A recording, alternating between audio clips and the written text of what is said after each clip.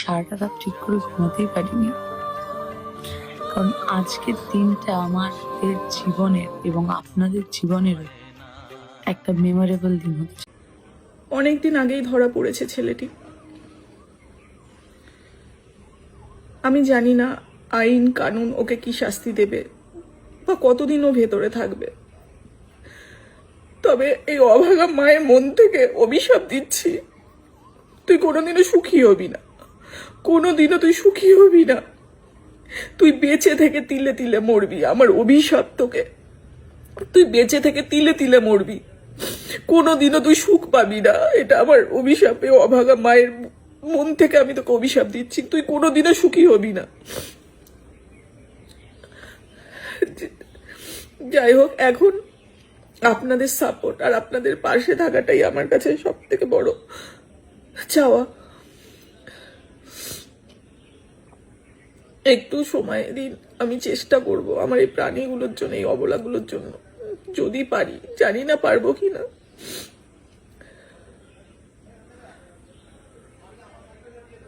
আবারও ধন্যবাদ জানাবো যারা পাশে আছে তাদের জন্য। হাই, আমি মিষ্টি। Welcome back to our channel মিষ্টি লাইফস্টাইল। তো বন্ধুরা, তোমরা সবাই কেমন আছো? আমিও ভালো আছি। টাইটেল আর থাম্বনেল দেখে তো বুঝতেই পেরেছি যে ভিডিওটা কি হতে চলেছে। তো আজকে এই ভিডিওটা দেখার পরে কিন্তু প্রত্যেকের, আমাদের সোশ্যাল মিডিয়াতে যারা কাজ করে না, মানে যারা কন্টিনিউ শুধু ভিডিওইগুলো দেখে, তাদেরও কিন্তু ভীষণ ভীষণ মন খারাপ। তো আমাদের সবার প্রিয় কন্টেন্ট ক্রিয়েটর কিন্তু আমাদের মাঝে আর নেই। সায়নী চক্রবর্তী, মলি চক্রবর্তী আর সায়নী চক্রবর্তী দুজনে কিন্তু ভীষণ সুন্দর কন্টেন্ট ক্রিয়েট করে।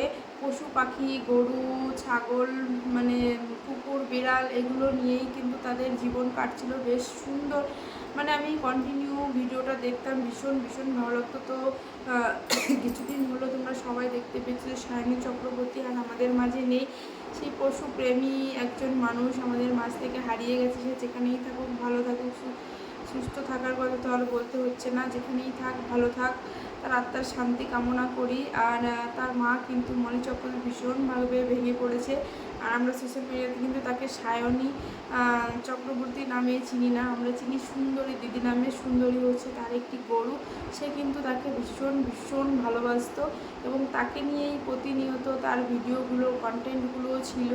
তো আমরা মানে সোশ্যাল মিডিয়ার যুগ, কিছু কিন্তু লুকানোর নেই। তো অনেকের খারাপ লাগতে পারে, আবার এটা অনেকে জানে না, তাদের জন্য এই ভিডিওটা করছি। তো সায়নী চক্রবর্তীর যে বয়ফ্রেন্ড ছিল সায়ক, তো সায়ন কিন্তু ধরা পড়েছে। আর সায়নীর মায়ের মুখেই সেটা আমি শুনলাম, ভিডিওটা দেখে তোমাদের সঙ্গে শেয়ার করলাম।